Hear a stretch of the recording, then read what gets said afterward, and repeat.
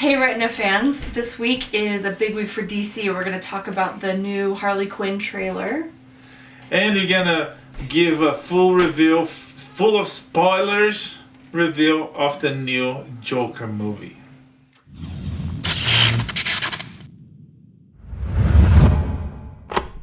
Okay, Harley Quinn, which is actually not Harley Quinn, it's Birds of Prey and the Fantaboulous Emancipation of one Harley Quinn. Yes, correct. I passed. Okay, the trailer's exciting. I'm excited about this movie. There's a lot of, well, girl power seems kind of diminutive, but this is a very feminist looking film. It looks good. I'm excited. Ewan McGregor is on it. Mm-hmm. And there's a bunch of other famous, great, talented people on it. Mm-hmm. But I'm excited because Ewan McGregor is gonna be on. The trailer gives a vibe that's gonna be John Wick like. It's gonna be a lot of fight sequence, a lot of the action we love.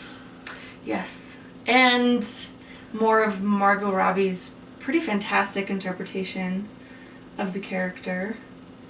It looks good to me so far. We also caught glimpses of a few of the other Birds of Prey, including the canary, the black canary, the huntress. Yes. We saw Renee Montoya. She's gonna be part of the Birds of Prey somehow. In the book, she's a cop. It seems like she's fired. Yeah. Right away. Yeah, carrying a box full of stuff angrily out of an office is movie code for getting fired. Yeah. Woman losing jobs. It's like it reflects reality. Anyways. Okay, so lots to anticipate, and I thought it was a great trailer because it gets us excited, but really doesn't tell us anything about the movie. Yes. And I'll be back. Yes. So we done with Birds of Prey. Prey. Yes. Not prayer. They're not Christian, Catholic. Not pray. Yeah. More like pray. I don't know. She has a Madonna vibe, like, Madonna in the 80s. Anyways, let's talk about the Joker. So tonight premiere. It's actually tomorrow, isn't it?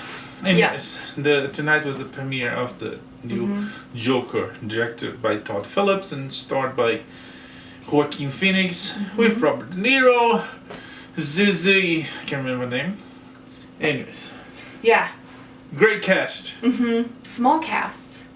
Yes, a small cast. Yeah. And it's actually a small movie if you consider that a lot was shot in the apartment and one other external scenes and some, But it was really good. I was really impressed. It was intense. Apparently they were going for a character study rather than your standard run-of-the-mill comic book movie, and I think they really achieved that.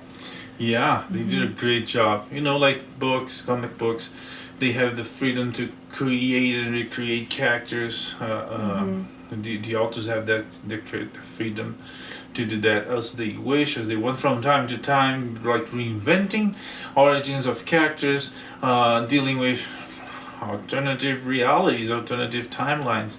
And someone called this, what they did to the Joker, black label, like something more raw, more dark, where characters would be explored in a different light than they've been before.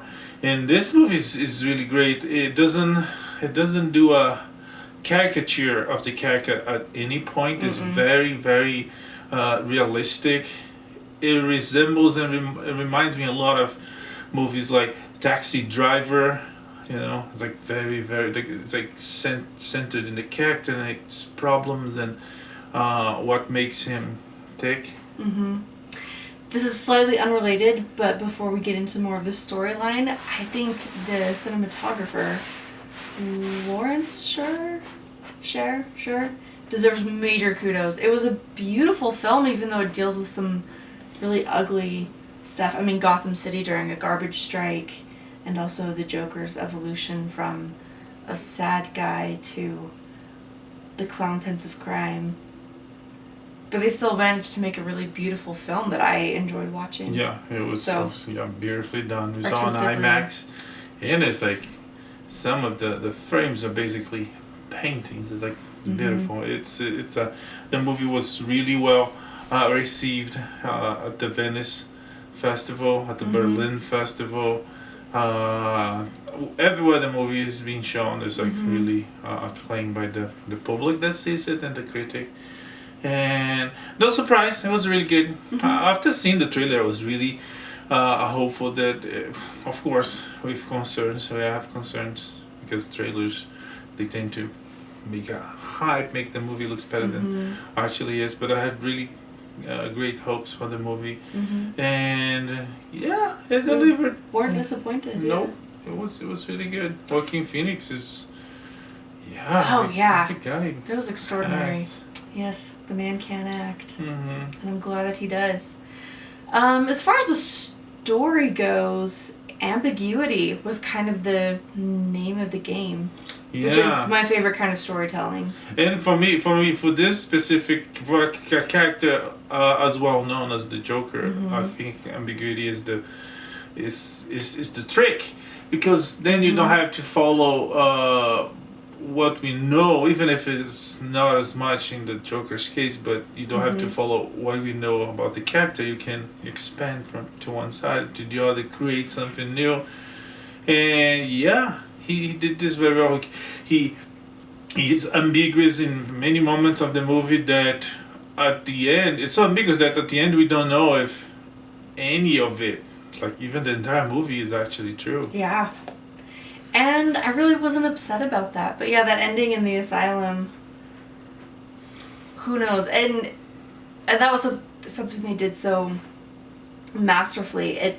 We go in and out of Joker's Arthur Fleck. We go in and out of Arthur's head, and sometimes we see what he sees and sometimes we don't. And at the end of the movie, yeah, I think I know what actually happened and what didn't.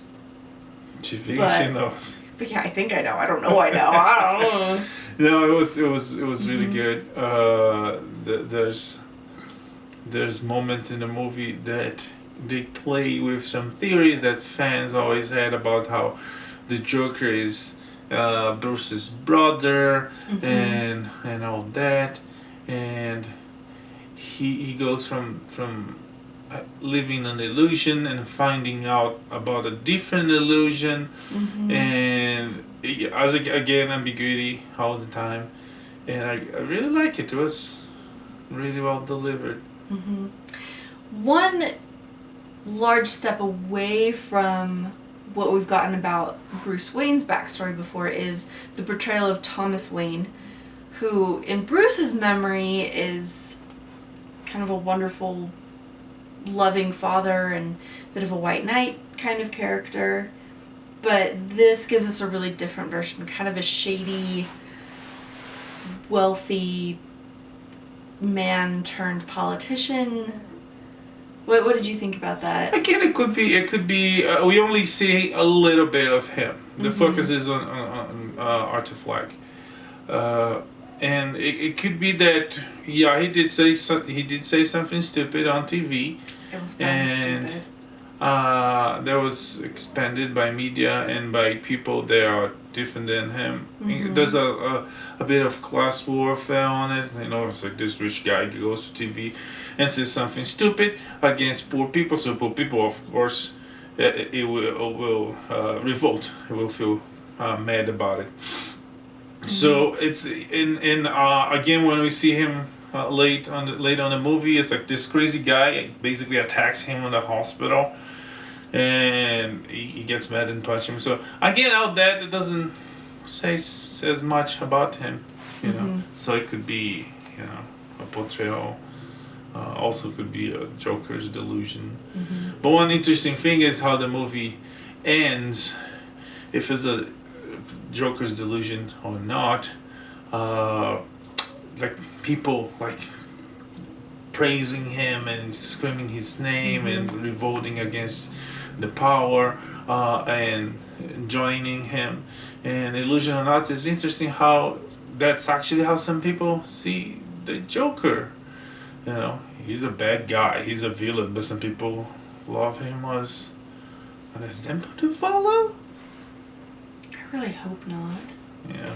That was another thing. We had some slight reservations from the trailers that this would be a film that cast Joker in a very sympathetic light. And at first I felt my heart just broke for the guy. But again, masterful storytelling. We saw this amazing evolution from just a sympathetic character to a really bad dude. Yeah. No, the movie is overall really good. Mm-hmm. Full of ambiguities and secret language. Anyways, Yes. it's time for us to go. Mm-hmm. Go see the movie. Tell But us don't what take you your think. kids. Don't take your kids. Yeah, The no. movie is not for No. kids. There's no Batman about it. The kids probably not gonna enjoy the movie anyways.